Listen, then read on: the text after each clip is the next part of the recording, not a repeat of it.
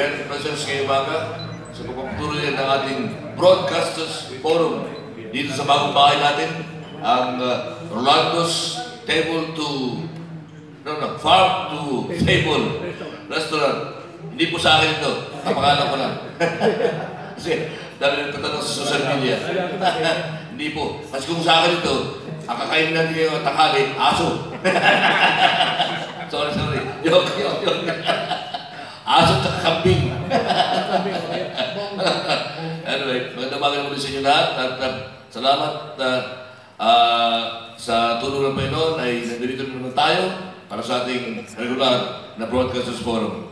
Ibinokala, i-post ni Bishop Just Pasco na maganda sana, maganda yata, mag-isang muna tayo before our forum. Okay na ba yan? Okay. So that let us all stand and we would like to ask Bishop Just Pasco to lead us in a short prayer. Bishop. Salamat po, Panginoon. Ang bawat isa'y narito na wala anumang karamdaman.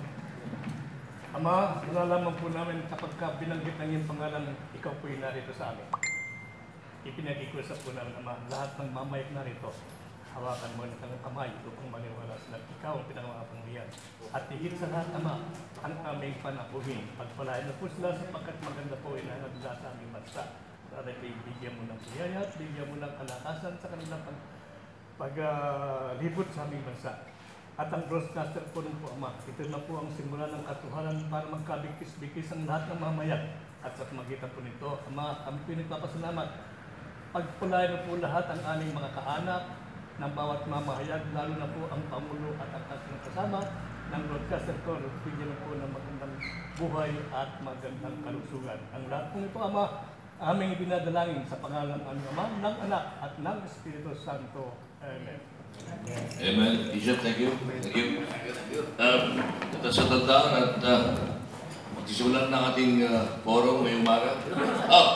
Hindi na ang sa... Ito yung legitimate Roxas. Yes. Ang tulad ng Roxas. Ito ang dapat kay Roxas. Ito yung magkakaba. So that, we'd like to welcome you again sa ating forum ngayong umaga. Nakita niyo yung ating topic. It's election time. The heat is on. Nakalagay doon. Mga bata ni Digong versus Otso Derecho ni Leni Rolando versus Magnificent 7 ng KDP. Katipunan ng Demokratikong Pilipino. Yung tatlo sa kanila nandito ngayong umaga. Of course, itong aking sa kanan, he needs no further introduction. Si Sir Butch, Valdez, pinaka-pinuno ng KDP. At nandito sa ating kaliwa, ang nag-iisang lady na Senatoriables natin sa KDP, si Ma'am Lady Sahidulla. At sa bandang kaliwa natin, ang punong-puno na intriga. Ngayong mga panahon ito kasi siya raw ang gugulo kay Mar Roxas. Yan ang kwento. So, pero okay ka, ayun nakita ko mukhang hindi ka pumapaya. Hindi ka naapektuhan. Hindi ka naapektuhan. Okay. Bilang panimula-mula, si Sir Butch Valdez. Magandang umaga, Sir Butch. Magandang umaga po sa inyong lahat at lalong-lalo na dito po sa magiting natin presidente na si Lakay at ang kaibigan ko po dito si Abe. Kami po sa KDP ay taus-puso pong nagpapasalamat na naiimbitan nyo kami dito. Alam nyo po, kaming mga walang pera na partido ay madalang pong naiimbita sa mga iba-ibang mga forum. Although, dahil po sa aming paninindigan at pag-iingay at paglalabas nitong napaka-importanting mga issues, hindi po kami kayang iwasan ng mga ibang mainstream media, ng ABS-CBN, ng GMA at ng TV5 at marami pang mga ibang radio stations ng DZRH at iba pa. Dahil po dito sa aming mga pinanindigan at nahalata nila na sa lahat ng mga partido na lumalabas, kami lang po ang may tunay na plataforma na pagkaisa, solidly behind a platform. At aside from that, meron din po kaming 3 campaign issues na panay ang pukpok namin dito sa kaalaman ng taong bayan. Mamaya po pwede natin i-discuss lahat ito. Maraming salamat po sa inyo.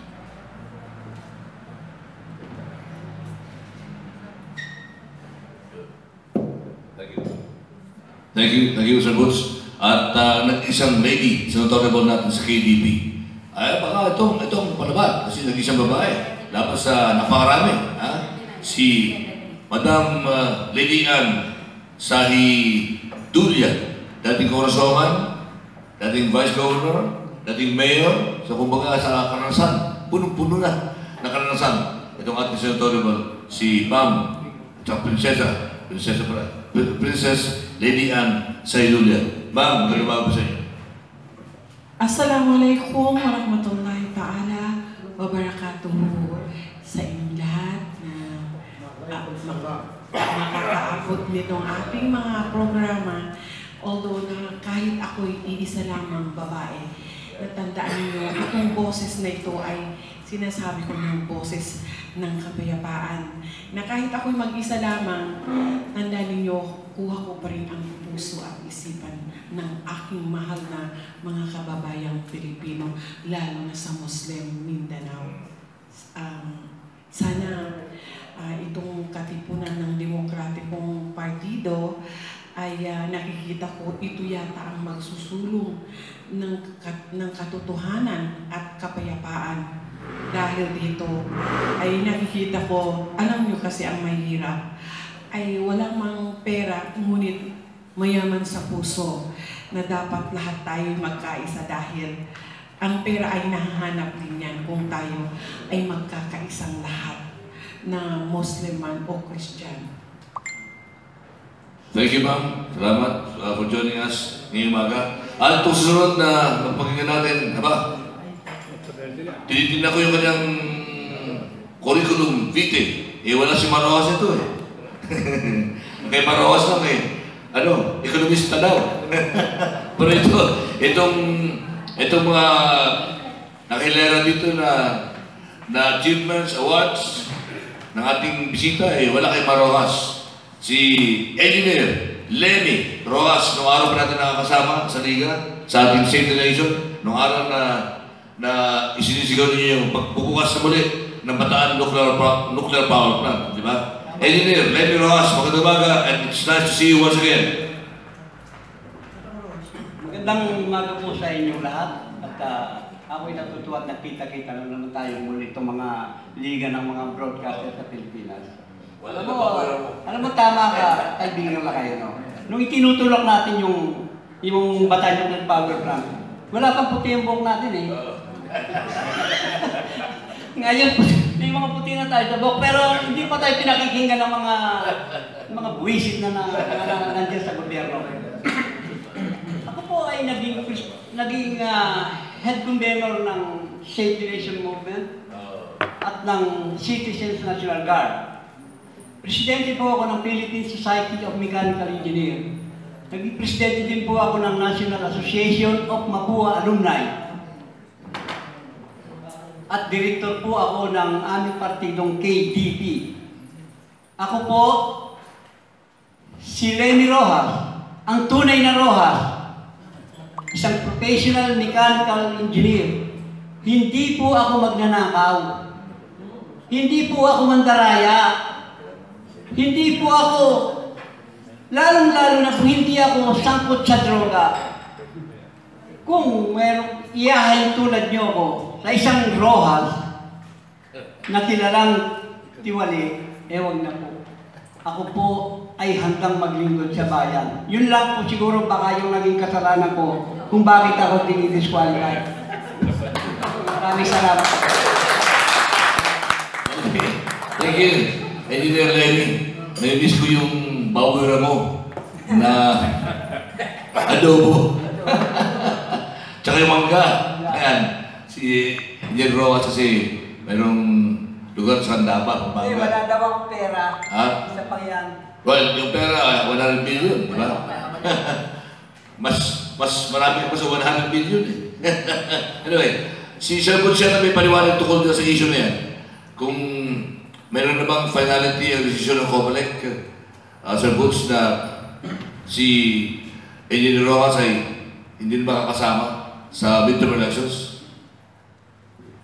Ito pong, ang finality po niyan, kung hindi po kami magre-react dito sa pagtanggal sa kanya. Kami po sa KDP na liderato, nagkaisa po kami na dadalhin po natin ito sa Korte Suprema. Kasi po, ang aming pong paninindigan ay KDP is a nationally accredited party. And among the privileges of a nationally accredited party is that we can field the candidates that we want to field in national offices and local offices, all the way to the konsehal. Yan po ang pribilehyo na ibigay na sa amin ng COMELEC. At ito po ang sinasabi namin na 7 kandidato namin for the Senate, kanya tawag po natin Magnificent 7. Ganyan din po, ang lahat ng partido, meron din silang mga kandidato, at alam niyo naman po itong mga kandidatong ito, karamihan sa kanila, pumupunta dun sa may, sabi nilang may pera. Kanya lang po nandyan sila sa PDP Laban at kung ano-ano mang partido. Hindi namin po malaman kung bakit they singled out Lemy Rojas to disqualify him. Now, apparently, there are only 2 main reasons that they said he is disqualified. First, that wala po daw siyang kakayanan financially to wage a national campaign. And that is why po, assuming tama sila, mali sila dyan, 2 pong building nito sa Quezon City, ang laki po ng kanyang farm dito sa Pampanga, at marami pa siyang iba pong kakayanan. That's why, but that is obvious na mali yung decision doon. Yung pangalawang sinaniban nilang yung complaint nitong si Mar Rojas. Ang sabi daw ni Mar Rojas ay Rojas daw ang pangalan niya, at yung mga boboto kay Mar Rojas maililipat daw kay Lemy Rojas. Kanya po daw kinakailangan i-disqualify siya. No? Alam niyo po, ayon po sa saligang batas natin, lahat po ng tao kayang maghain ng kanilang kandidatura. And it is COMELEC's decision to say whether or not they can run. On the basis of the reasons given by Rojas, that is first, unconstitutional, at pangalawa, kung balansihin mo itong Rojas natin at ang Rojas ni Mar Rojas, ay siguro siya po dapat ang ma-disqualify. Kasi magpapatong-patong po ang kaso niya.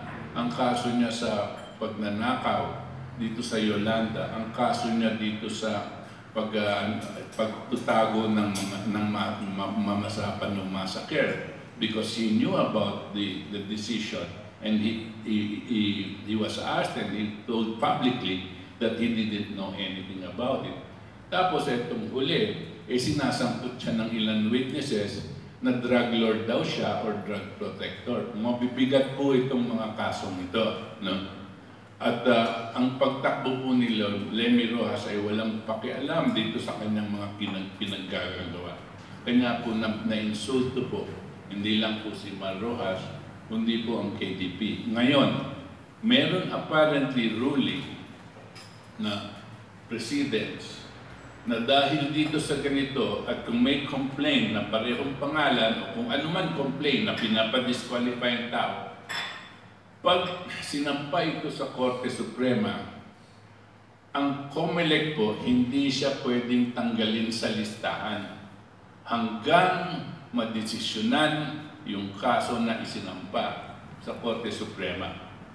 Kung po, in other words, for the whole time that there is a case in the Supreme Court, COMELEC cannot delist any candidate if he has brought this up to the Supreme Court and for Supreme Court to decide.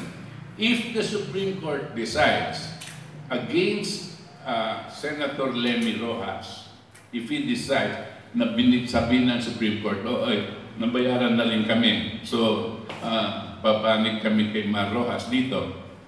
Ang mangyayari po, ang COMELEC will make these computer adjustments na kung sino man ang boboto kay Lemy Rojas will be nullified, but they will not take him out of the list. Yan po ang posisyon na nakita namin sa COMELEC. Kanya sigurado po, isasampa po natin ito sa Korte Suprema. Sigurado po yan. Now, and we have ample time. I think we have 20 days to be able to do this by now. No?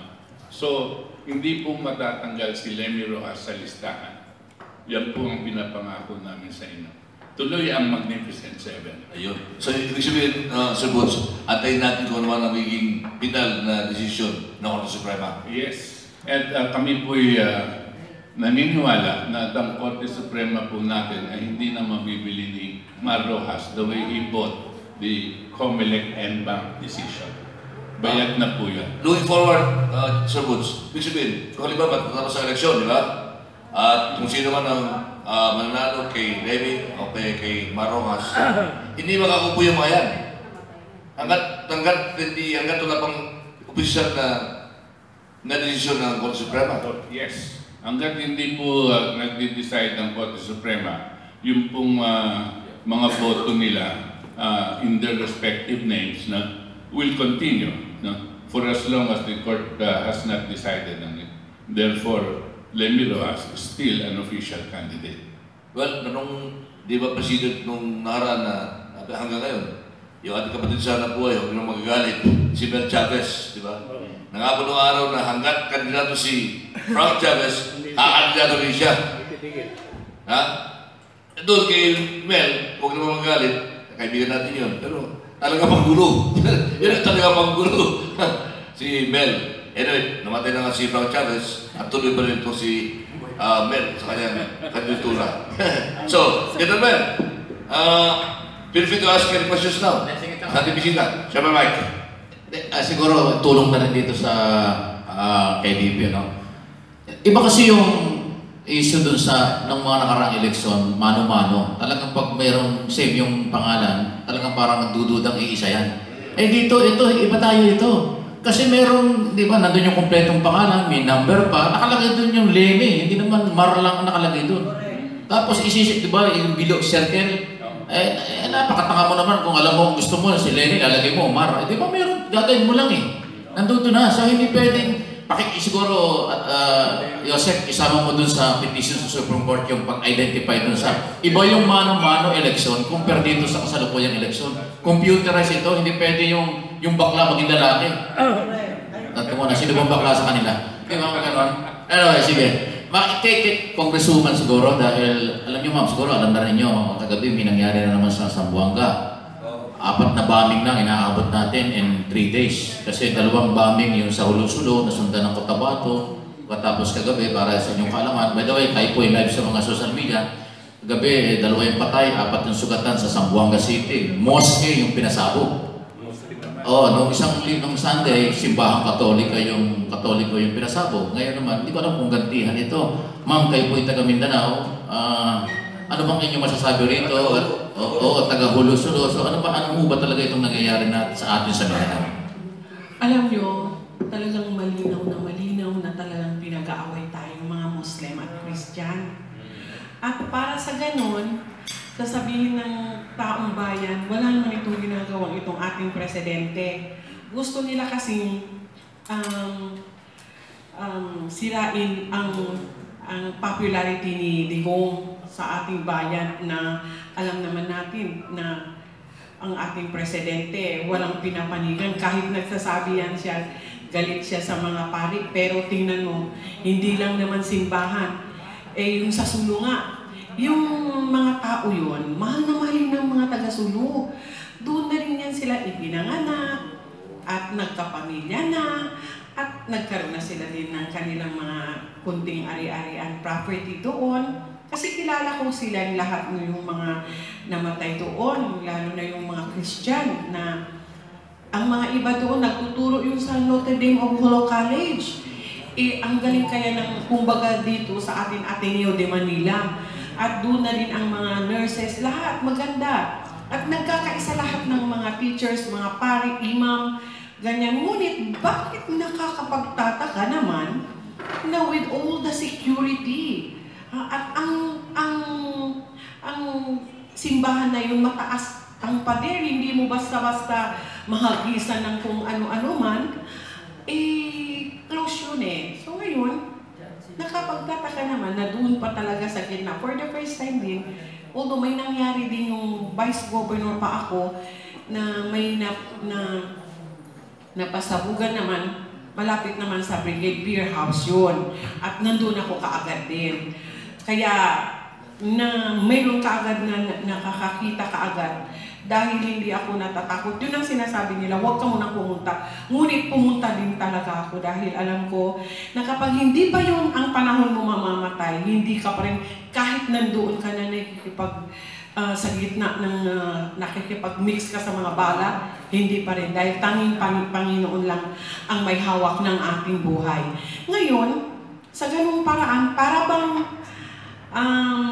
talagang gusto nila magkaroon na ng gulo. Kaya mga kababayan ko, Muslim o Christian, dapat mag-ingat tayo. At sana, kung yung mga yon na may kabuhayan, siguro ayaw nila yun na magawa ng ganun dahil may konsensya din ng mga yon. Kaya, mahirap mong isipin with all the security forces outside the church, at bakit magkakaroon yung ganun?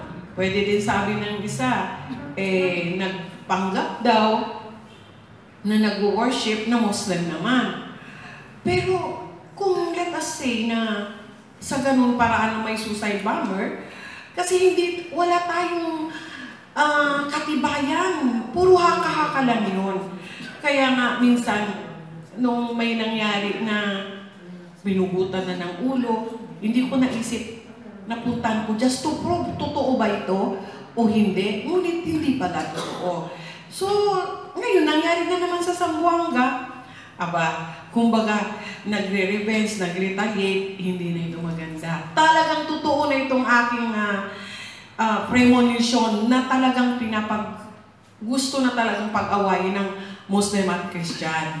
Ngayon, mga kababayan ko, katulad nga sa Sulu, tumatawag sa akin ang Hulo Town, "Ma'am, hindi kami makaalis. Wala na kaming pagkain. Punta ka dito." Bakit? Sabi ko, anong nangyari? Wala na rin mangingisda. Wala na rin, close din ang bangko, close na rin ang paaralan, hindi makalabas ito sa town, papunta sa labas, sa kanilang mga lupain, hindi na makalabas. Yung naman sa labas, hindi na makapasok sa town. So, lahat ay paralyzed na. Kaya nga ako nag-iisip at sa totoo lang na-stress ako, pero dahil nakapagsabi ako na talagang pupunta ako, kailangan na rin malaman ng madlang bayan na kung ano na ang nangyayari. And soon, hindi lang yan doon sa Mindanao. Tandaan ninyo lahat na nakakarinig ngayon sa aking sinasabi, ayokong magsabi ng patapos, ngunit mag-ingat lang talaga tayo. Dahil nandito na ang mga satanas na gusto nila tayong gagambalain upang walang katahimikan ng ating bansa.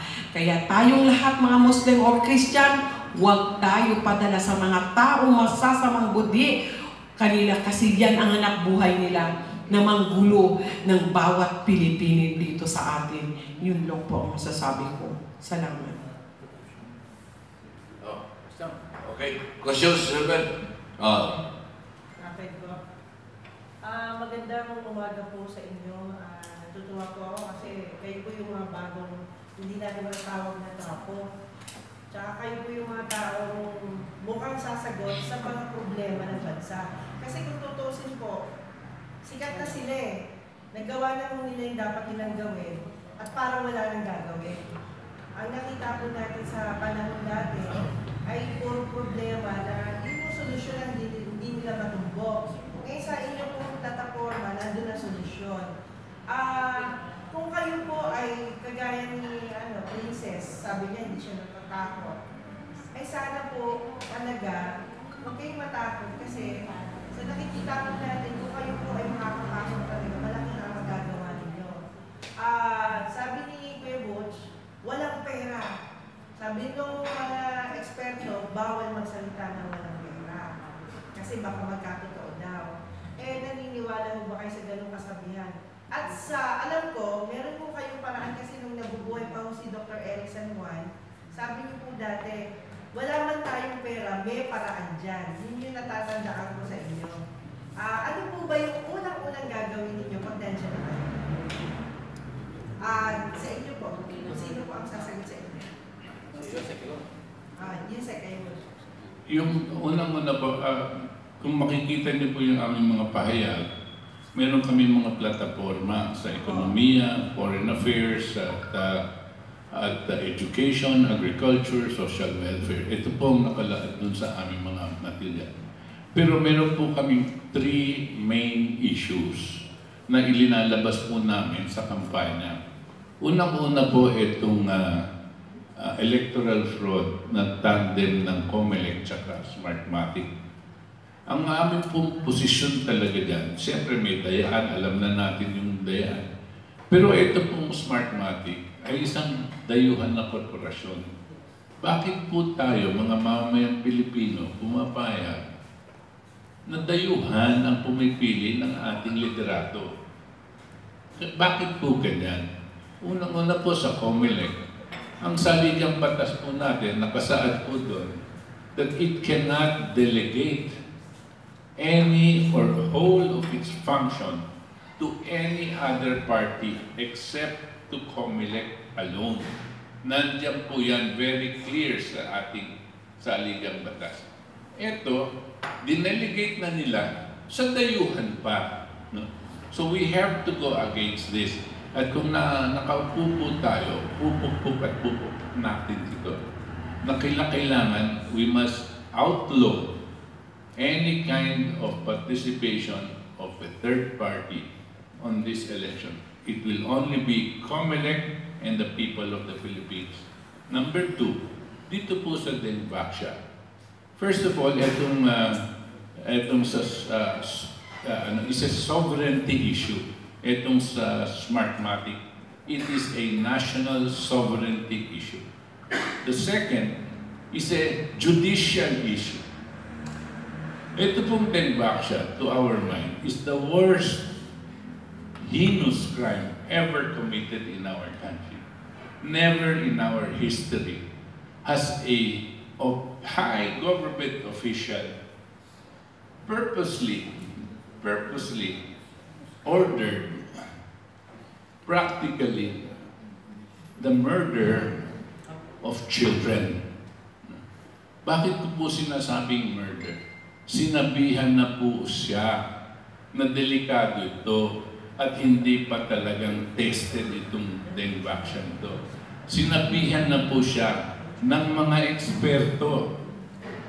Yung pong Parma, nagbigay po sila ng parang way out na sinasabi, this is not yet complete, all studies have to be made, and sabi niya, you have to inject this only on children that have already gotten dengue.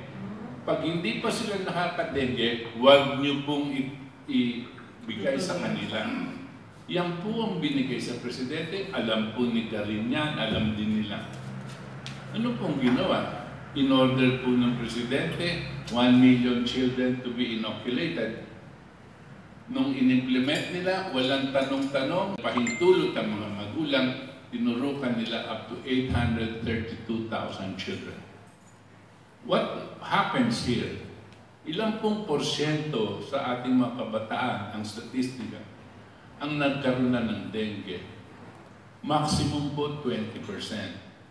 So 80% nitong 830,000 are at risk on severe dengue, which can mean mamamatay sila or severe effects, side effects of dengue. Ano pong resulta as of now?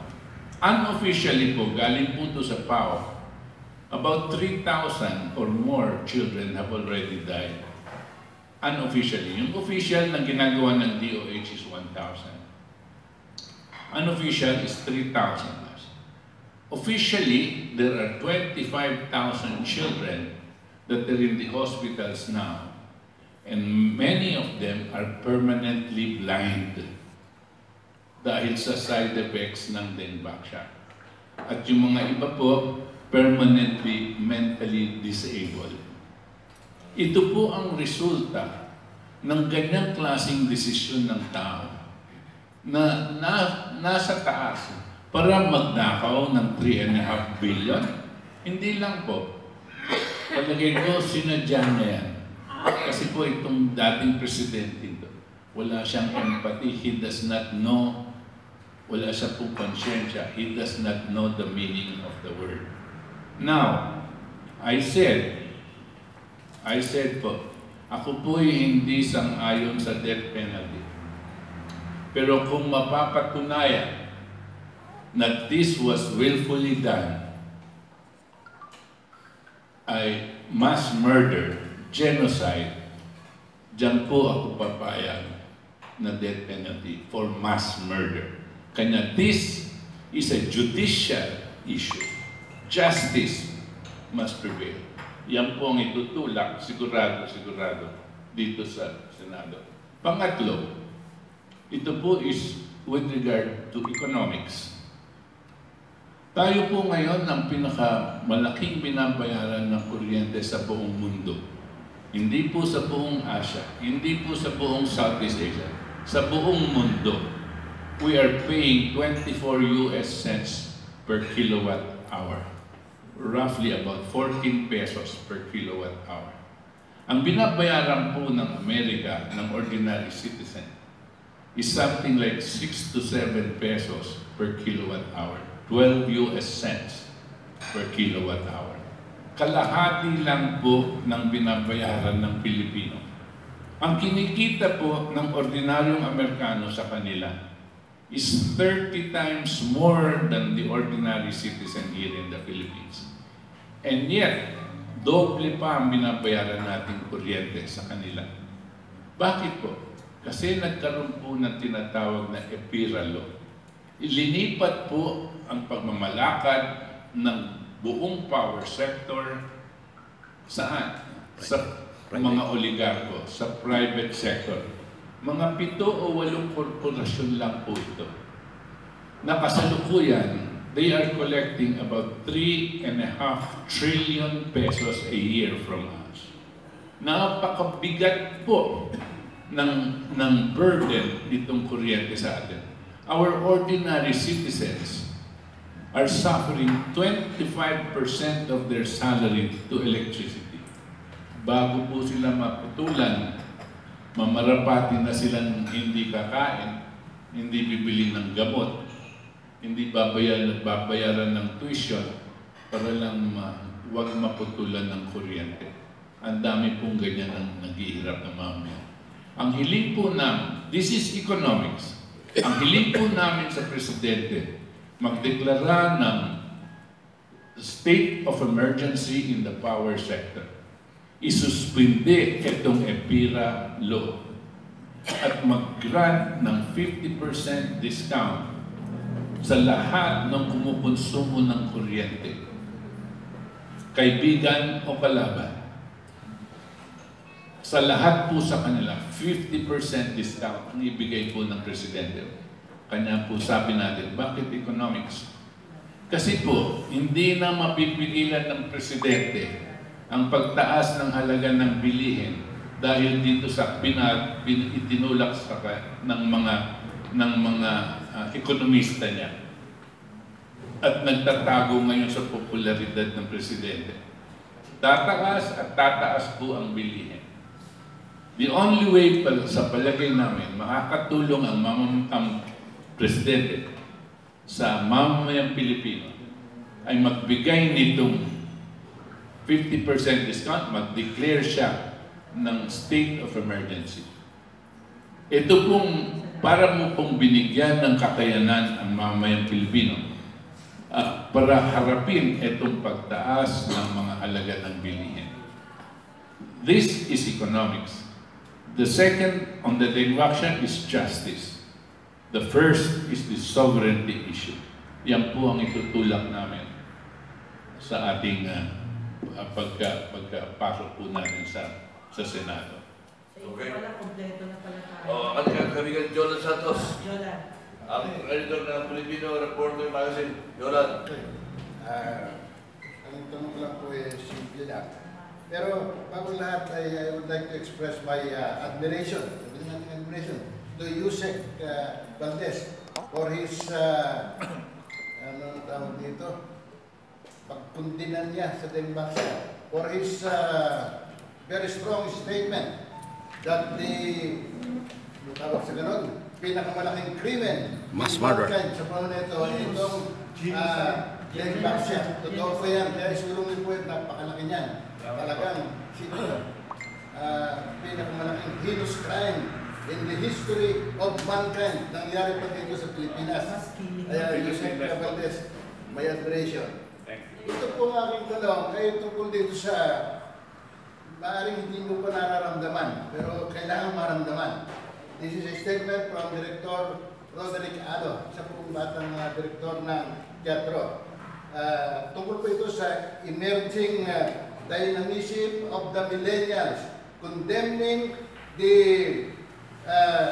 corruption of their parents and their forefathers. Ano ba masasabi nyo except sa motherhood statement na welcome? Diyak po yun ang sasabihin welcome. Pero ano po masasabi nyo Yusek at saka si Princess Sahidulla and Mr. Roxas. Engineer Roxas. Kasama mo tayo sa mga millennials yan? Oo, mga millennial kasama. Graduate na po doon. Pero ngayon po, nag-i-emerge po yan. Kinukuntinan nila ang corruption ng kanilang mga parents, forefathers, at kinakailangan tayo mga millennials ang lumaban dito sa bayan, system sa politika. Lemy mo na. Engineer Roxas mo na. Yung pag-uusapan natin yung millennial, kasi iba yung panahon namin eh. Mas alam ko kung ano yung panahon namin kaysa mga millennial ngayon. Although siguro, ang aking paniniwala dyan eh, dapat natin talagang imulat sa makabagong edukasyon. Imulat natin ang ating mga kabataan sa isang scientificong pamamaraan at saka yung engineering ba, engineering aspect ng buhay. Kasi kung ito ang isusulong natin mabuti, sigurado mauunlad tayo. Kasi yung mga naririnig ko sa mga ibang kalaban namin sa politika, marami na ako narinig, lalong-lalo na sa kuryente. Ang sinasabi nila, pababayin nila ang presyo ng kuryente, period. Wala din ko paliwanag. Pero kami sa KTV, kami may Cabo, ibibigay namin mabuti kung paano ang gagawin namin sa pagpababa ng kuryente. Yun lang ang masasabi ko. Kung kailangan magbigay kami ng paliwanag, tatanggapin namin. Pari nga kami, pumarap sila sa isang debate. Ito, ganito yung gagawin natin. Kung ako'y sakali. Hindi, ako inaasahan ko, mahalal ako mananalo ko At alam ko na kung anong gagawin ko Kasi ang unang-unang gagawin ko, kung alam ko na, ang pinakamabigat na problema ng bayan, ay aking ipipilit na paandinin ng Bata yung power bank. Sapagkat dito tayo makakakuha murang kuryente, malinis at lubhang maaasahan. Ang gagawin natin bilang isang professional mechanical engineer, ito po, kami po ang mga nagdi-design ng plantang yan. Kami po ang nagtatayo at kami rin po ang nagpapaandar niyan. Kaya kami, alam ko kung ano ang gagawin ko dyan sa mga plantang yan. Kung paano natin pababa yung kuryente. Unang-una, siguro, nabanggit na ni Butch kanina kung ano isang para. Ang talagang tunay na problema natin dyan, paandarin lang natin ang nuclear power plant. Mahigit na kaming 15 taon na yata kapag nananawagan tayo na pinipilit natin paandarin yan eh. Pero hindi tayo pinakikinggan. Baka sakali ngayon, kung sakaling maupos yung mga Magnificent Seven, yung binabanggit nilang revolution sa Senado, mangyayari po yan. Kasi pag-uusapan namin doon kung anong talaga ang ikauunlad ng bayan. Yun lang, yun ang matatawin. Very good. I-follow up lang Engineer Rojas. Nalala ko, nung medyo iningaya natin yan, isipin mo yan, papasok ng Duterte administration, mukhang magandang sinyalas pa mula kanya, di ba? At mukhang gusto ni Presidente yung issue, mukhang favorable ang kanyang mga naunang statements tungkol dyan. Ano nang nangyari? Sa totoo lang, talagang si President Duterte, gusto niyang paandarin yan. Ang katunayan nito, Kami mga, nung Marso 2011, pinuntahan namin yan, kami mga mechanical engineer, para tingnan yung integrity at saka safety ng Bataan. So gumawa kami yung report nyo after na pinag-aralan namin kung ano yung wala doon, kung anong gagawin doon, mga minor renovation. So, yung gumawa kami ng report na sinabit namin kay Pinoy, hindi kami sinagot yan. Pagkatapos, pagkaraan ng 6 na buwan, sumulat ulit yung ng isang follow-up letter, wala rin. Ngayon, ngayong panahon ni Duterte, alam namin yan at nagsalita na siya, dapat gamitin yung Bataan power plant, nuclear power plant. Ang talagang pumipigil nito ay ang Department of Energy. Yung sikusin yan, napakawalang kwentang tao niya, pinipigil niya yan. Kasi, alam ko, budgeted niya yan eh. O, ganitong ginawa ko, siguro walang tiwala sa report namin, Ang ginawa ng presidente natin, o yung Department of Energy, pinatingnan sa mga eksperto sa nuclear yan, sa Korea, sa Russia. At itinignan nila yan, 2017 yan tayo eh. Pagkatapos gumawa sila ng report, talagang ganun din, paandarin natin yan. Yung binabudget namin, sinabi namin na hindi mauubos yung 1 bilyong dolyar, ganun din ang kuha nila eh. Yan, mapapaandar yan sa loob ng 12 hanggang 18 buwan. Halos magkapareho yung report nila kaysa sa amin eh. Ang tunay na talagang kuha yan. Merong mabigat na dahilan kung bakit pinipigil nila yan. Abanggit na ni Butch kanina, yung ipirang yan. Sino ba yung mga nakataya sa mga ipirang yan? Yung mga malalaking negosyante niya. Kasi, ang kuha namin dyan, yung mga pumipigil niyan, hanggang ngayon, tumatanggap pa sa mga oligarko. Dadagdagan ko lang po yung sinasabi ni Lemy. Yung mga oligarko, as of now, ayaw nilang mapaandar yung nuclear power plant. Kasi yung nuclear power plant ay pag-aari po ng gobyerno at hindi pag-aari ng mga privatized na assets ng NAPOCOR. Now, pag pinaandar po yung nuclear power plant na yan, sumali dito sa grid, sigurado po, dahil sa mura, napakamura, hahatakin po yung presyo ng pababa. At bilyon o marahil trilyon ang mawala sa kanila ito sa mga oligarkong ito.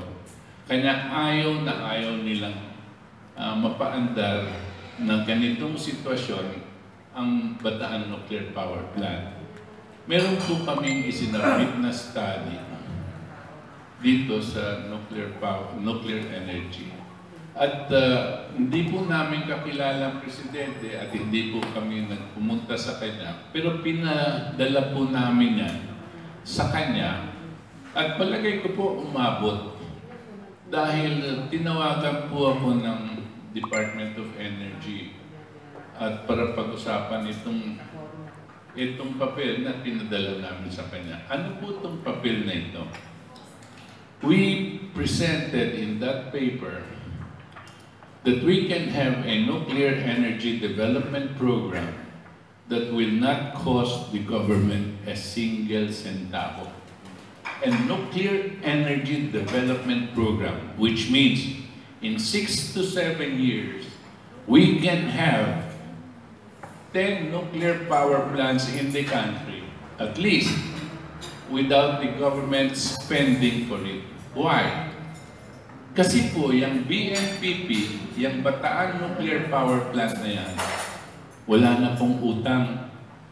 Wala nang utang. Nabayaran na po natin over the past 20 years. At pag pinaandar po natin yan, it is going to be free of debt. So yung pong kikitain itong BNPP, siya rin ang magpopondo ng pagpapatayo ng pangalawang nuclear power plant. Mas maliit, mas mura, dahil mas bagong modelo. At mas mabilis maitayo. In 1.5 years, meron na naman isa. So itong dalawang nuclear power plant na ito, after, kung sabihin natin mag-desisyon ngayon, after less than 2 years, dalawa na yung nuclear power plant mo. Free of debt, walang utang din yung isa. Dalawa na yan. Kaya na nilang magpondo ng pangatlo at pang-apat na libre na naman. Tapos, apat na yan, after the 3rd or 4th year, na kayang magtayo, another 4 nuclear power plants. Kaya po sinasabi namin, in 6 to 7 years, we can have 10 nuclear power plants without costing the government a single cent. And what will it do for us in the country? Tremendous. It will be a miracle in terms of agro-industrial development. Kasi po ang pinaka-importanting infrastructure, hindi po yung roads and bridges. The most basic infrastructure is energy and water. No? Yan po ang aming proposal. Pag-abot po kay Kusi, inupuan niya po itong proposal na ito at hindi siya nagbigay ng komento. Bakit po? Si Kusi po, dating empleyado ng Aboitiz tsaka ng San Miguel. No?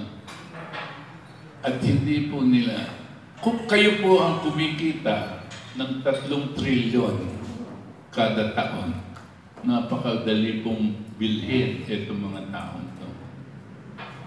Napakadali pong bilhin pati ng mga senador at mga kongresista na maglalagay ng hadlang dito sa development ng ating bayan para sa kapakanan ng mamamayan. Wala pong magsasalitang kongresista o senador hinggil dito. Pag kami po ay nakaupo, nakakasiguro po sa inyo na talagang 24/7, pupupugin po natin ito. Madalas ko pong sinasabi, when any of us or all of us get into the Senate, there will be a revolution in the Senate. Because that's what we aim to do. Okay.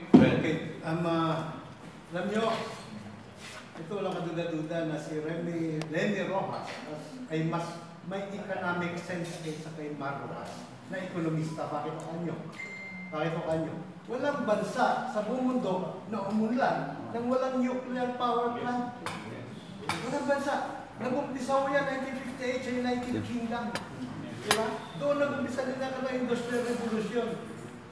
Ngayon, sa nuclear power plant, ang nuclear energy, per kilowatt-hour, ang estimate namin nung araw yan, ang pinararamit ko yan, 19 cents lang per kilowatt-hour. Magkano ngayon sa Rolando? 5, 7 pesos? O saan na yung diferensya? Ay, natin ko pa 40 na. 14 pesos. 40 na binabayaran natin. 14 pesos. Ngayon, isa pa natin ko dyan, yung Pera Law.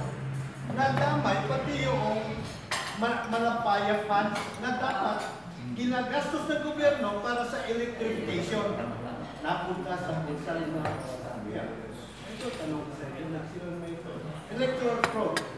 Ay ba, ay enroll ka sa Ocos Picos. Kung hindi ka enroll sa Ocos Picos, malaman mo ng ano. Dibak siya. At itong high cost of energy nga, water. Lahat mo na ito. Ang punong-tulong, korupsyon. Tama ba? Hindi natin na pampakulong ang mga kurakot sa buong pamahalaan mula barangay ng Malacanang. Naalala ko lang yung Magnificent Seven, ano sila yung nag-draft ng ating 1935 Constitution sa pamumuno ni Claro Espresso. Sa tingin ko, pineke yung ating saligang batas na hindi sinama doon by jury. Nakarapatan ng mga tao bayan. Nasusukpo sa korupsyon. And so, at tanong ko sa inyo, ano pong konkreto ninyong may hahain na batas para matuldukan ng korupsyon? Corruption. Alam niyo po yung corruption, ang ibig sabihin pag nanakaw.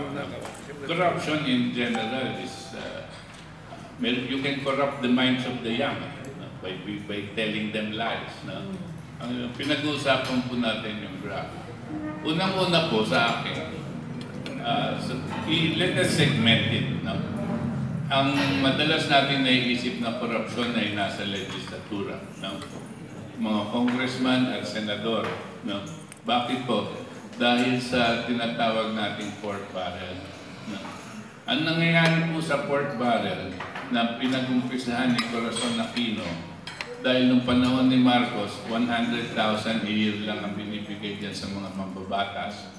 Pero pagpasok po ni Corazon Aquino, naging 75 million pesos per year sa kongresista at 200 million pesos per year sa mga senador. This pork barrel has become a business for these legislators and eventually it became a business for their families. Kasi po, nakikita niyo po, dahil napakalaki po ng temptasyon nilang kikita dito, ang nangyayari po, pag-aalis na ako, tapos na yung termino ko, yung asawa kong papasok, yung anak ko, yung pamangking ko. Ganyan po ang nangyayari.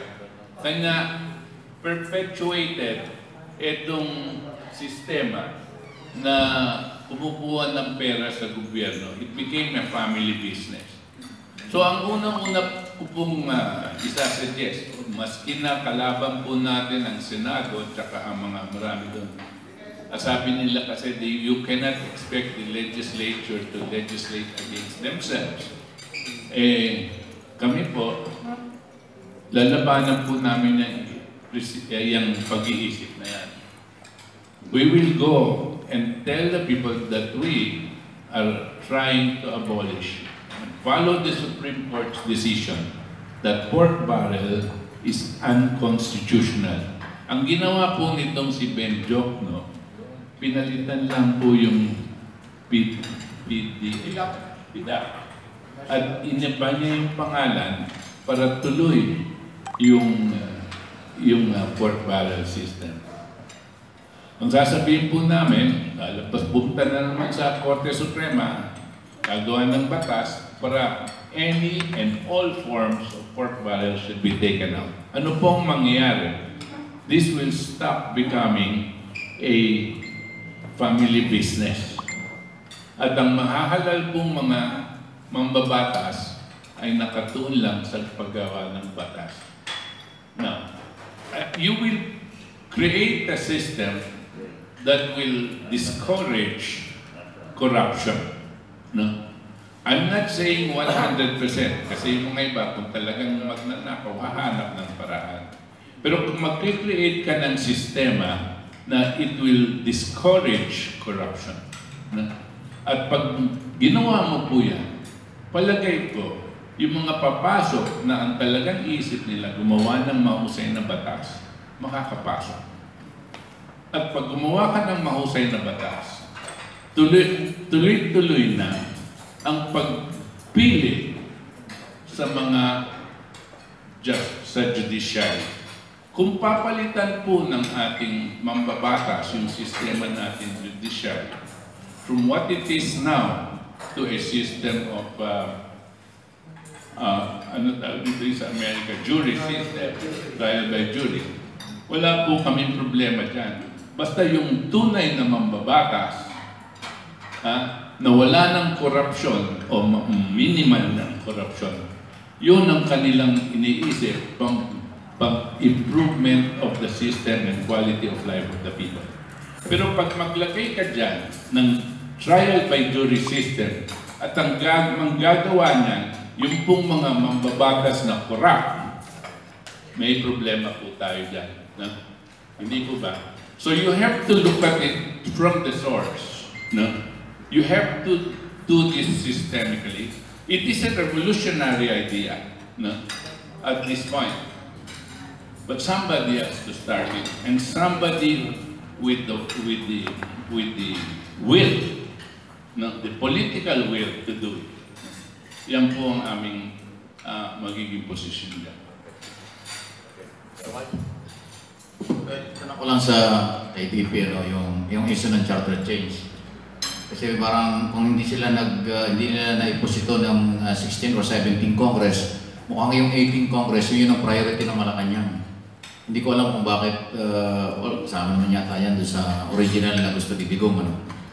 Pero hindi ko alam kung yun ang solusyon talaga. Sa dami ng problema ng bansa natin. Bakit? Pag mayroon bang tiyata, mawawala na ba yung impira doon? Mabubuhay ba yung namatay sa Bingbaksya? Mawawala ba yung nakawan sa Commonwealth? Hindi naman eh. So, anong posisyon ng katipunan ng demokratikong Pilipino dito, Yosek Valdez? Thank you. Bilang pinuno po ng KDP, ito pong, although pinag-aaralan po namin mabuti sa partido ito, pero ito pong ihaayin ko, personal na opinion ko dito. Ang aming pong palagay, itong iniisip nilang charter change, ay nakatuon lang dito sa pag-i-implement ng federalism. At ito pong idea ng federalism sa amin pong palagay ay nagmumula dito sa kaguluhan sa Mindanao. Na ang solusyon po ng ating Pangulo ay magkaroon ng peace agreement. At pag nagkaroon ng peace agreement, magbibigay ng mga benepisyo dito sa mga Muslim region. At dahil binibigyan mo ng benepisyo ang Muslim region, siya na rin dapat ang ibibigay mo sa mga ibang regions. Kanya yung idea ng federalism na nandyan. Hindi po ba? Sa akin pong palagay, ganyan ang pag-iisip ng presidente.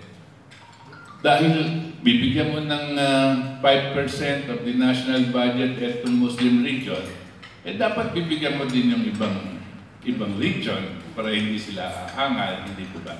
At dyan pumupunta yung idea of federalism.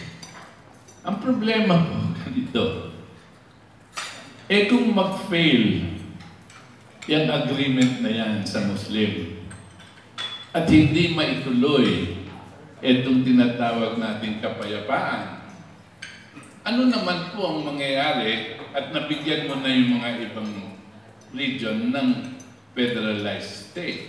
Hindi po ba? This is the problem. Dahil medyo sa akin po palagay, padalos-dalos ang kanilang desisyon dito sa pagpapalit ng ating saligang batas. Yung saligang batas po natin, mayroong kinakailangan ng corrections. But you don't have to change the whole Constitution, right? And you don't have to change the form of government until it is really necessary. Just because you have presidents like Noynoy Aquino and the rest of them that were incompetent, will you say, kailangan palitan na natin to a federal form? No. Hindi po naman palaging ganyan ang mangyari sa atin, na meron pa tayong ganyang klaseng namumuno. No? Pero ayusin po natin ang ibang bagay sa ating konstitusyon na palagay ko may aayos. One of them, personal lang po ito, yung COMELEC. Bakit ang presidente ang pumipili ka? Sa akin pong palagay, if you want somebody really independent, you make the Supreme Court choose the COMELEC. And let them be under the supervision of the Supreme Court. Hindi po ba?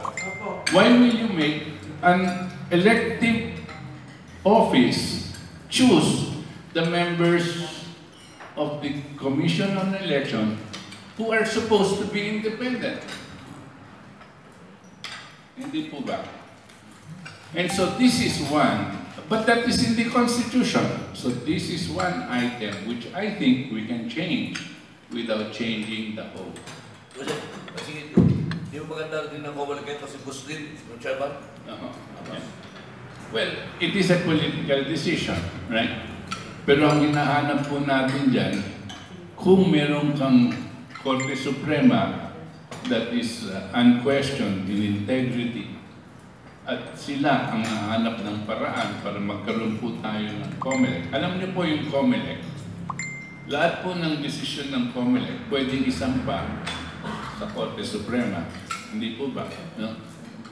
At since nandyan na yan, ang feeling na mas mapipilitan maging non-partisan ang COMELEC kung ang kanilang bossing is also non-partisan. Si Madam Princess, okay reaction tungkol sa... Ma'am, ano mo sabi niyo? Ano take niyo again ay Muslim, ang chairman? Well, actually nakausap ko yan during the time na song ni President. Yung pinalitan na si Gloria. Kasi sa Congress, kung dati kang congresswoman, pwede kang labas-masok. So, accidentally nakausap ko din naman na medyo okay naman. Kilala mo siya? Yes, kilala ko naman siya. Na mabait naman kausap. Kaya lang parang iwas din. Na ayaw niyang mabahiran dahil ganito ganyan. Sana kung sa tingin ko naman mabuti naman, mabait naman na sana fair siya. Yan lang ang masasabi ko. Dapat fair siya, hindi yun mababahiran na naman. Alam mo na, kahit wala kang ginagawa, sasabihan ka na dahil na pera yan. Ngayon, tungkol doon sabi niya na paano niyo maigsan ang korupsyon. Dahil sabi ni Kuya Butch, dahil sa pork barrel. Alam mo, sabi nga nila, ang corruption ay mahirap na yan iwasan. Ngayon, kung may pork barrel, eh, mag-right on na lang tayo. Kung may pork barrel, we well and good. Pero ang gagawin namin, lalo na ako, i-challenge ko ang mga senador. Kung may pork barrel, hindi i-share natin yun sa mga mahihirap. At tutulungan natin at tutukan talaga natin. Hindi naman sa kanila ng kahit hindi kung meron pork barrel yun siguro nakalagay na although it's uninstitutional, kung talagang may budget sa ganon, well, kailangan mag-usap tayong lahat ng mga senador. Ganito ang region. Kung saan ka, like me, Mindanao, tuturuan natin na kung ano ang kaya nilang magtanim ng copra, ng vegetable, sugar mill, rice mill. Ibigay natin sa kanila ng capital at para may kakayanan silang bumili ng seedling or anuman. Tapos, pabantayan natin, may tumututok doon, ano ito. Tapos, hanggang sa kapag nagtanim sila na kung anong alam nilang tanim at saka talagang fit for their soil na talagang sa tingin ko sa ganung paraan mawawala yung corruption kasi matcha-challenge natin sila. So isang tao lang talaga na pakiusapan natin at huwag naman nakakaya na tayo, palagi na lang tayo sinasabihin kasi nadadama yung mga ibang hindi corruption na katulad noon, nasa Congress ako, ginagawaan ako ng siraan ako, nasalin, na kahit wala naman, kahit walang katotohanan, pinabayaan mo, di nandoon ka, lagi ka nag-hearing, just to disturb you. para takutin ka lang. Eh kung pwede nga lang, sabi ko, huwag na ba tayo magkaso-kaso yan. Magdulo na lang tayo. Yes! Kailangan gawin natin yun kasi matapang lang ang mga yon dahil ginagamit nila yung pera nila na puro na lang house show ang project nila.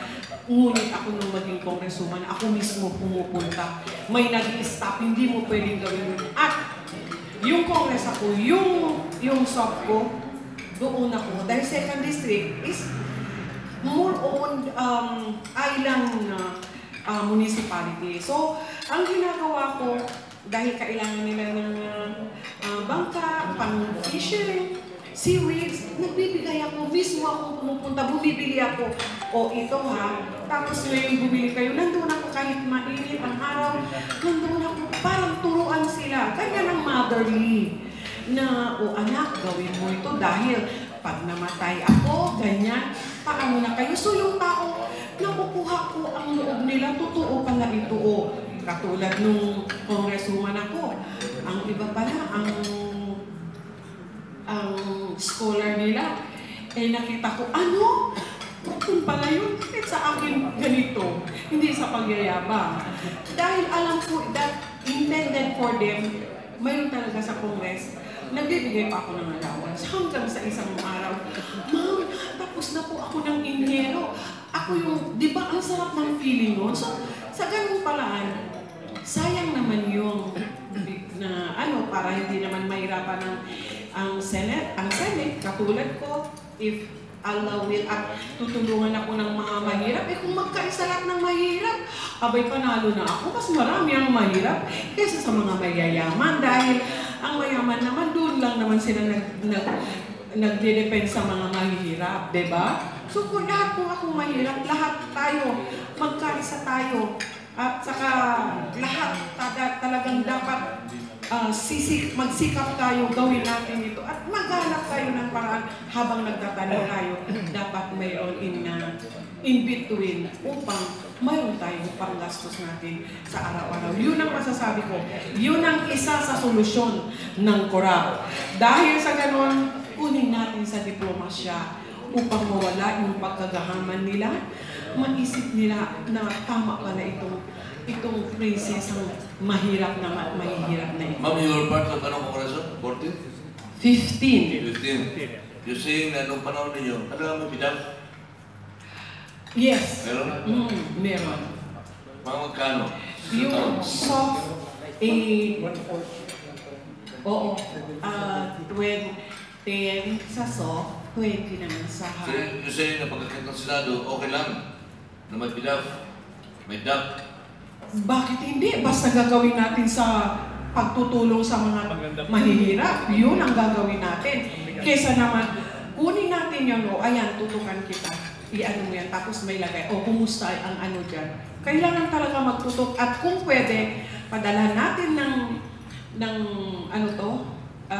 TESDA, yung mga iba na turuan sila paano mag-mechanic, paano sila magiging carpenter, electrician. Yun ang pangarap ko noon. Ngunit bilang isang congresswoman na nakikita ko, although hindi ko pa alam ang Senate kung pareho ba ito sa Congress, kasi ito matcha-challenge ko na mararamdaman ko na lahat ng mga yung buhay na hindi mo akalain na para bang ano ba ito napasukan ko ito? Ang sasama pala ng mga ugali nito.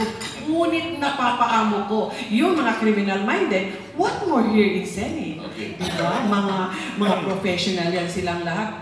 Di may isip yun. Mayihimok natin sila in a nice way. Gagawin natin silang bilang kaibigan. Pagyan natin ang tunay ni Roxas. Ano masasabi mo, Engineer Roxas? Pag-akit ng Senado. Ako, maikli lang na sa akin yung sa corruption, pasensya ka na, partner, ako talagang totally ayoko ng corruption. Alisin na natin yan. Kasi, tingnan mo, ano ba yung mga ginagawa ng mga nasa kongreso na yan?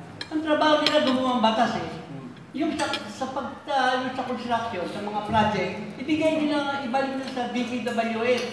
Ngayon, kapag yung nawalan yung corruption, PDAP, nawala yan, Eh sigurado, palagay ko, kay DP na lang ang tatakbo sa mga pwesto ng gobyerno eh. Diba? Kami na lang ang tatakbo. Eh, wala na kami kalaban, hindi na sila tatakbo eh. Eh kami, hindi naman namin kailangan talagang mga ano eh, yung mga urakot. Kasi wala kaming gagastusin sa ating mga pangampanya. So, kung sakali kaming manalo, wala kaming dapat bayaran ng utang na loob. O, yun lang. Engineer, ang tanong ko po para sa inyo. Sige, Manager. Sa ngayon po kasi, lamang kayo sa lahat ng kandidato dahil sa inyong apelido or Rojas. Kasi dito, usapan lang dito, the good and the bad. Dahil si Rojas, di ba, kayo ang good. Wala kayong record, wala kayong lahat. Ngayon, kayo po ngayon ay narito sa Liga ng mga Broadcaster sa Pilipinas na siya magsisilbing saksi. Dahil alam po natin yung kasanayan. Hindi titigil si Mar Rojas para kayo mawala. Ibig sabihin, yun pong lagay system. May papangako mo ba niyo? Gaano man kalaki ang halagang ibibigay ni Mar Rojas ay tuloy ang kandidasin niyo. Ang witness po, ang Liga ng mga Broadcaster sa Pilipinas.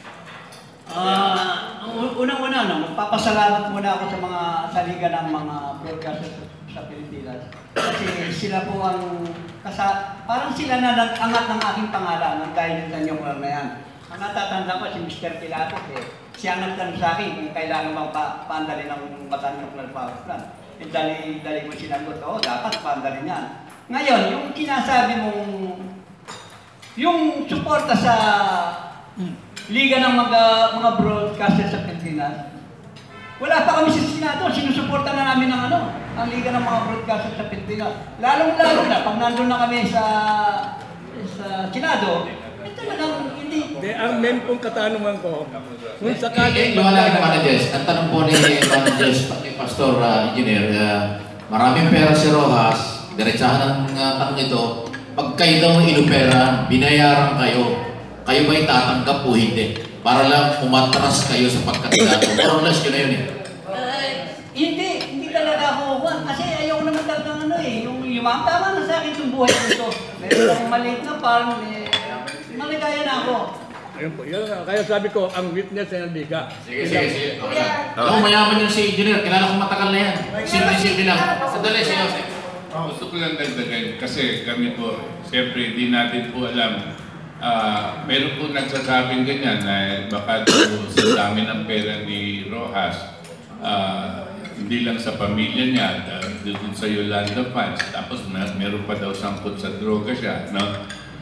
Dahil sa dami daw ng pera, baka daw mag-offer sa amin po, pinangako po ito kay Engineer Lemy Rojas, no? Na hindi po kami atras sa partido. Dinadala po natin ito sa Korte Suprema, no? At ilalaban po natin yan out of principle. At ito po ang pangako namin sa taong bayan. Ang hindi po natin malalaman kung ano pong huhusgahin ng Diyos. Kasi ang ating po Panginoon, hindi po natin alam kung ano yung gagawin niya. Even to this day, maybe Mar Rojas will drop dead. No?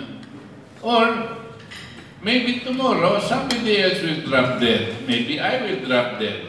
Or even Lemy Rojas will drop dead. We don't know.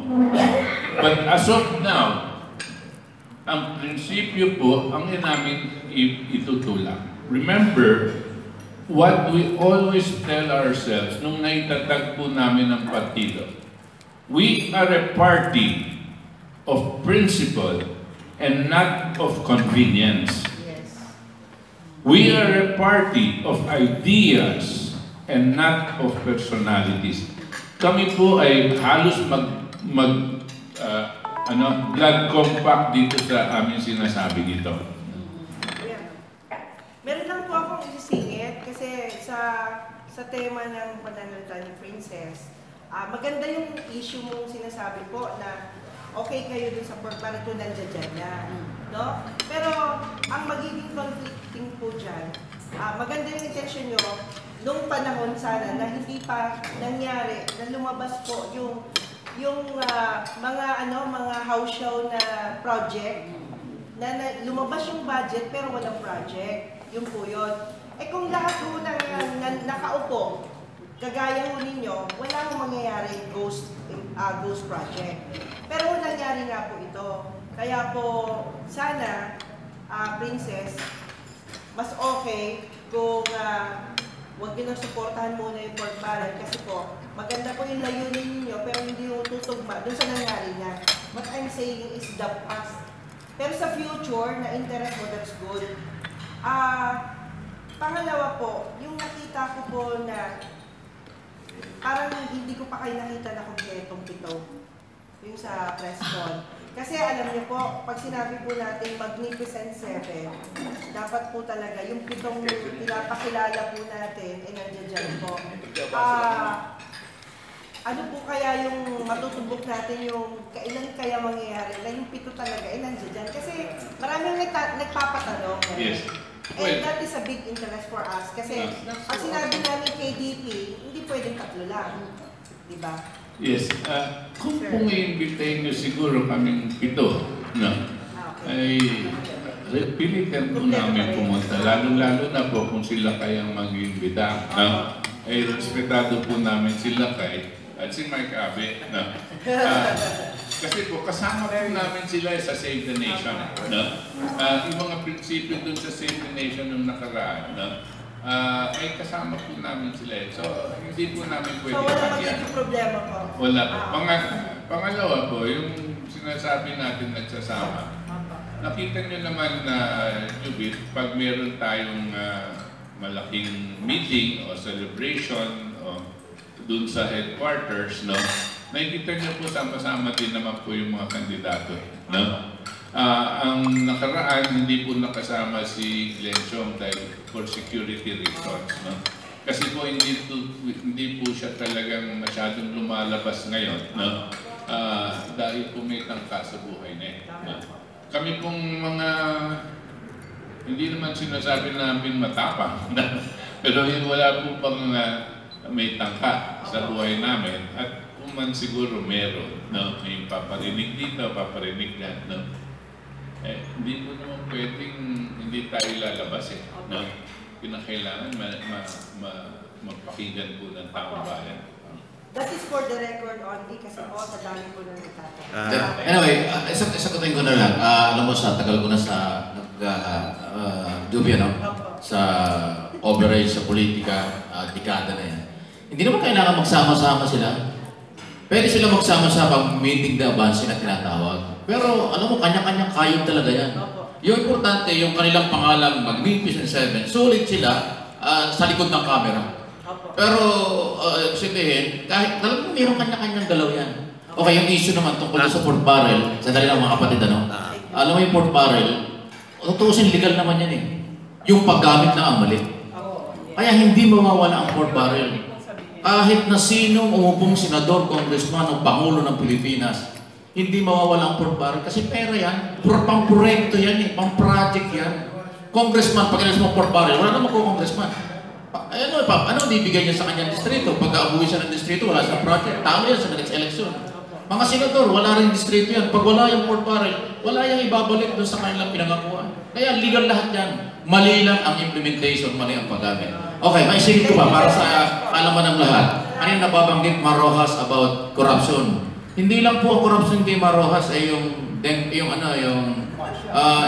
nalaman sa Timbaksa. Yung Yolanda, ano po ang dalawang kanyang pinakamalaking kalokohang ginawa? Yung overprice ng mobile patrol ng pulis. Bilyon yan. Pangalawa pang kalokohan niya. Yung inalis niya, di ba tayo? Yung ating lahat ng plate number ng mga sakyan, pina-recall niya, papalitan ng bago, nagbayad tayo ng mga bagong plate number. Until now, wala yung plate number. 3.8 billion yun. Project yun ni Marojas. Minana ni Plare de la Bayan. Kaya si Abaya kinasuhan si Marojas. Siya yung may kalukuhan nun. Ako biktima ron, 3 yung kotse ko. Hanggang ngayon, wala pang plate number. 4 na taon na. O, isipin mo, 450 pesos ang isa. Alam mo, ang sasakyan sa Pilipinas, mga 8 million times 450. Papalitan yung plate number. Racket yun eh. Bakit papalitan yung plate number? Ang palitan mo kotse, parang yung bago. Hindi yung plate number. Kalukuhan talagang baklang ng ideyang hayop na yan talaga. Kaya galit ako dyan. Kasi ako, biktima ako, 3 sasakyan. Hanggang ngayon, hausaw yung aking kotse kasi walang plate number naman din. Alam ko lahat tayo, lahat na may kotse, alam ito. Pasintabi na doon sa mga nanonood sa social media. Yung mga walang kotse, hindi alam ito. Pasintabi na po. Pero yung may mga sasakyan, biktima kayong lahat. Biktima tayo. Walang plate number pang nailalabas na matino until now. Diba? Diba, Professor Camelo? Sige, go ahead. Magandang umaga po sa inyo lahat. Ang Citizens National Guard at ang Save the Nation Movement ay isa sa mga grupo na matatag na sumuporta kay Presidente Duterte noong nakarang eleksyon. Si Presidente sa mga nakdaang araw ay nag-endorse ng hindi lang 12, kundi 14 senatorial candidate at ni isa sa inyo ay napasama doon. Kayo din, ang grupo ninyo ay medyo may binabanggit na pagdududa dito sa COMELEC na wala pang pagbabago hanggang sa ngayon.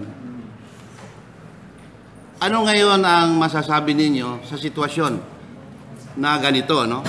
Na kayo ba ay naniniwala na pag-apply ninyo bilang isang political party, considering that the President doesn't support you, magiging fair kaya ang eleksyon natin sa darating na Mayo? Umpisa po, yung statement ninyo, so the first part of your statement, I have to say that it is not true. The Save the Nation and the CNG did not support the President as an organization before his election. We were, together with many people, apprehensive about the President. Personally, and I was scared. I'm part of the leadership of the CNG and part of the leadership of Save the Nation. Personally, I was telling people that this guy does not want to be president. Because nagpahalik-halik siya sa mga babae, nagmumura siya, at ang kanyang kampanya sinasabi niya paramihin nyo ang semeteryo at ospital at maraming mamamatay. No? Nakakatakot po Hindi po ba? At ito ang sabi ko, siguro ayaw maging presidente nitong taon to. Kanya ako po, hindi ako bumoto nung nakaraang eleksyon. At marahil, marami din po tayong mga kasama na hindi bumoto. Wala yung feeling? Wala akong napili dahil ayoko din yung si Mar Rojas. Alam natin ang pagkatao ni Mar Rojas. No? So, ano po yung nangyari? Nanalo siya. At hindi po natin maintindihan kung bakit biglang wala naman talaga siyang pera. Wala siyang pera na ninakaw sa denpak siya. Wala naman siyang perang ganyan. Meron siyang konti, mayor, pero wala siyang talagang ganyan. Maski na sa surveys nung bandang nandun pa siya sa may pangatlo, pang-apat, pero parang dumira siya ng gusto. And I reason it out this way. We were looking at him from our eyes. But we were not looking at Duterte from the eyes of the masa. The masa bought his idea na papatayin ang kalaban ng taong bayan. They bought his idea dahil ang mga barangays po, sila nakikita nila yung mga drug pusher ang namamahala doon sa kanilang maliliit na lugar. Yung kanilang mga anak, takot na takot silang mahila nitong mga drug pusher at mga barkada na maging durugista. Takot na takot sila dyan. At ang sinasabi po ni Duterte nung papatayin ko yung mga yan. Kanya po nag-click yung ideya niya. At ito po ang aking pong explanation dito. At dito po kami sa KDP naniniwala na ang taong bayan maski nabigyan mo ng pera, ang iboboto po nila yung talagang kanilang pinaniniwalaan. Ang responsibility ngayon ng KDP na itong mga issue na medyo komplikadong konti ang explanation, kinakailangan maihatid natin ito sa taong bayan. At pag naniniwala din kami, katulad nung nangyari nung nakaraang eleksyon, pag naintindihan ng masa ang gusto nating gawin, na para sa kanilang kapakanan, para sa kanilang mga anak, at para sa kanilang mga apo ang gagawin natin, palagay namin, iboboto nila yung tama. And because of this, we always say, huwag tayong mawawalan ng tiwala sa taong bayan. Maski na may pera ang kalaban, maski na 2,000-3,000 ang ibibigay dyan, huwag tayong mawawalan ng pag-asa. Dahil pag nawalan tayo ng pag-asa sa taong bayan, umalis na po tayo sa Pilipinas. Okay. Check. Well, nagpapasalamat tayo dahil sa meron tayong social media sa ngayon. Meron tayong Facebook Live, no? Kaya yung mga kaya ninyo na kumpara sa mga ibang man sa mainstream ng mga politiko, wala kayo ng pera. Wala kayong pabayad sa ads sa TV. Meron ba kayo? Wala pa. Ha? Milyon Sa yan. ads sa TV ngayon eh. Sa milyon na yata. Ang isang pasada. Palagi kami nakatagit sa langit. Anyway, kaya nga Sec, ito sinisikap namin ng Chairman Mike na tumulong sa makakain ninyo. In fact, nakita niyo siguro. Last time, may forum kami dito. Puno-puno dito. Hindi mo bakit? Kasi may bigay. Kasi malaki yung politiko. Di ba? Nung nakita nila yung lineup, KDP. Ano yan? Di ba? Wala kayo mga mainstream media. Anyway, kami naman sinisikap namin na makatulong sa inyo because naniniwala kami sa inyo. Sec Boots, Madam Princess, Engineer Roxas, alam nyo naman, nakasama nyo kami ngayon sa inyong mga advocacy. Gusto ko naman, Sir Boots, ano ba bang, meron na ba kayong isang linya para sa partido? Halimbawa, ngayon si Apo Enrile, gusto ko. Happy ka naman. Ha? Anong KDP? Anong partido? Sa partido? Sir Boy, ha? KDP. Tunay na pagbabago. Tunay na pagbabago. KDP. Yung isang linya. Para sa kinabukasan. Ayun. KDP. Para sa kinabukasan. Tagpo na. Yung po aming logo, makikita niyo po. KDP para sa kinabukasan. Yung team song, yung team song. Meron po kaming jingle. Pwede marinig. Nandito po kay Cathy siguro mapaparinig. Kami lang po ang meron jingle. Alam niyo po kung bakit. Bago mapalabas din. Dahil meron pong isang pastor sa Bulacan nag-volunteer na magawa ng jingle sa amin. Tapos, tinatanong niya kung ano yung music na gusto namin, kung gusto namin yung mabagal. Ito sabi ko, subukan mo yung Voltes 5. Kanya yan po. Lagay mo nga sa mic yan na KDP para sa kinabukasan. Di ba yan? Sa mic. Nagkataon team song ko yan sa programa ko. Pero instrument lang. Nagulat ako sa kanila.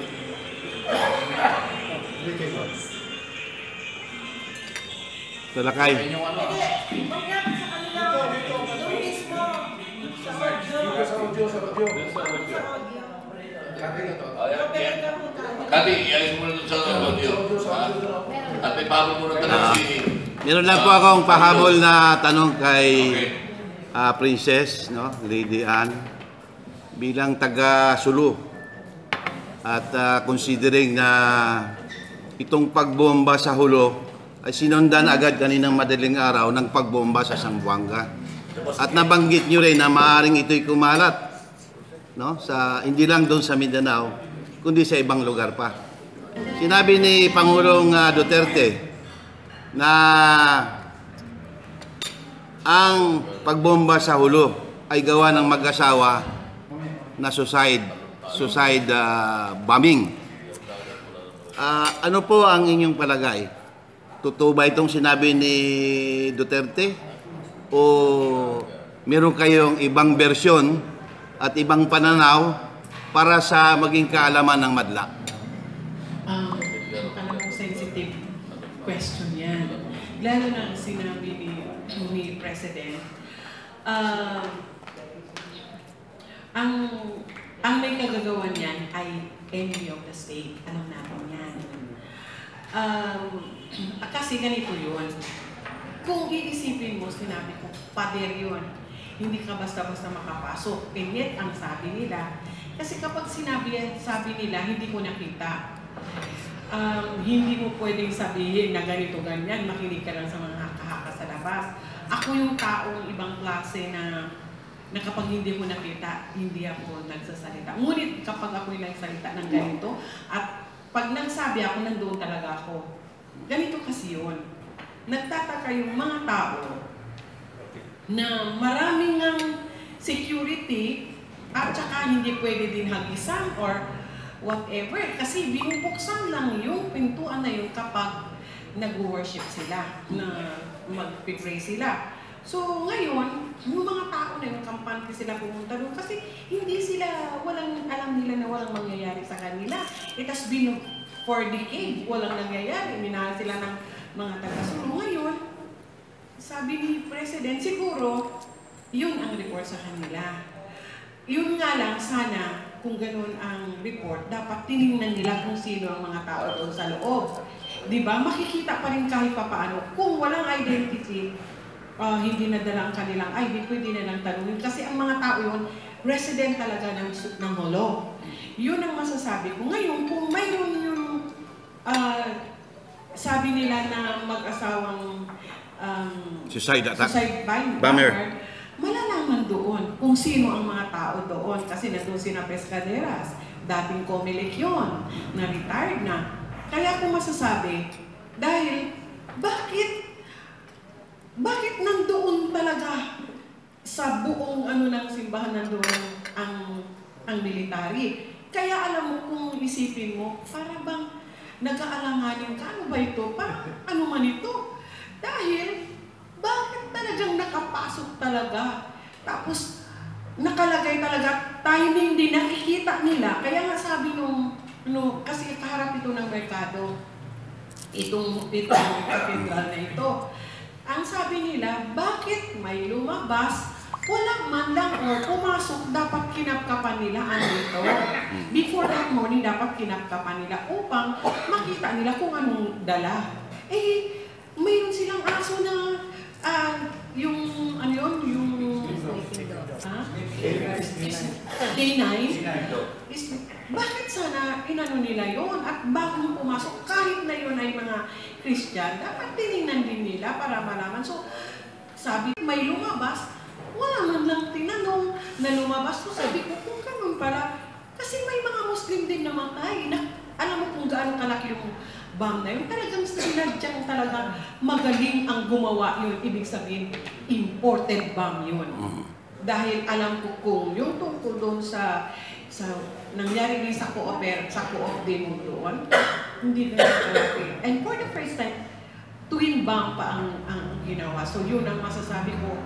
Ayoko din maano si President kasi siya mismo ang pumunta. At pasalamat tayo na ang lahat ng Pilipina, mga Pilipinos na ganun ka-concern ng ating Presidente. For the first time narinig ko na Presidente pumupunta kaagad, na kung tutusin, pwede pa yung lagyan ulit, ngunit ganun siya nakatapang at talagang totoo talaga yung nakikita ko na ang ni Presidente, parang ganun din ako. Nagkataon lang ako ay babae at isa lamang dukha at mahirap ngunit mayaman sa puso. Katulad mong sinabi niya kanina na sinasabi na wala kayong pera, meron kaming kabuhayan. The KDP dahil Magnificent Seven, meron kaming kabuhayan. Ngunit ang ibig namin sabihin, hindi namin kayang pantayan yung mga oligarch na yan at saka yung mga nakaupo dyan, wow, mga billionaire ang mga yan. Samantala kami, we are only thousandaire. At least nandun pa rin ang aming dignity at katotohanan ang pinaglalaban namin. Alam mo, kung ako sa mga mahihirap, dito na ang iboto nila ay ang Magnificent Seven. Dahil ang citizen, bilang presidente ng Citizen National Guard, kahit ako'y babae, ako ang nagparami ng member ng Citizen National Guard. Dahil alam ko hindi sila basta makapunta, ngunit ako ginawa ko yun. Dahil ang adhikain, ang purpose ng Citizen National Guard ay to protect our country at saka ang ating mamamayang Pilipino. At sumusuporta din tayo kay President Rodrigo. Kaya sa ganung paraan, sa tingin ko, kung mag-move ang Citizen National sa bawat sulok ng mundo sa kanyang katulad sa ibang region at ito'y mapapalago natin, abay dapat magkaisa na tayong lahat. Sa ngayong panahon nangyari ito, dapat talaga ang solusyon dito ay Citizen National Guard. Dapat ipaglaban natin ang karapatan at katotohanan na tayo ay lulukuhin lamang at tayo ay gustong pag-away-awayan samantang nananahimik tayo kahit tayong mahirap. Ganyan pa ang gawin. Kaya sabi ng taga-Sulu, hulo punta daw ako. Pupuntahan ko talaga kung alam ko na kung sino ang may kagawon at hindi ako natatakot. Sa Allah subhanahu wa ta'ala lamang. Basta mahal na mahal ko ang mga kababayang the citizens of the Philippines dahil alam ko tayong lahat ay kawawang palagi, tayong palagi. Ayaw nila kasi na umunlad ang ating bansa. Kaya magkaisa tayong lahat dito kayo sa KDP, Katipunan ng Demokratikong Pilipino. At bilang presidente ng Citizen National Guard, talagang dapat magkaisa tayong lahat. Salamat sa inyong lahat. Okay, at may panawagan din ako sa ating mga kapatid sa media. Aba, ang sabi ng Comelec, meron tayong absentee voting. Sabi ni James Perez, abangan niyo yung announcement ng araw ng absentee voting. Para bumunto tayo. Advance voting. Baka mamaya hindi kayo bumoto. Sayang yung boto ninyo. Kay Butch Valdez, kay Princess Sahidulla, at kay Engineer Leni Roxas, kung hindi kayo bumoto. Abangan yung announcement from Comelec kung kailan yung absentee voting para makaboto tayo lahat. Sayang naman yung ating mga boto. Last two questions siguro. Pero bago last questions,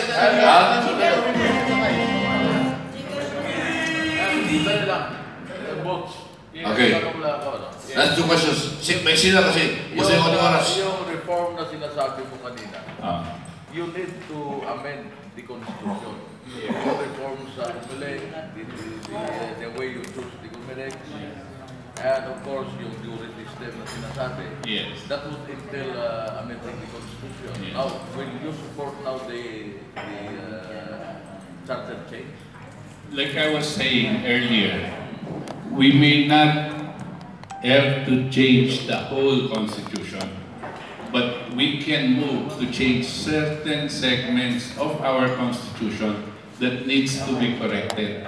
Alam niyo po, sa buong mundo, may isang saligang batas, Constitution, that has not changed ever since they promulgated it in the United States. No?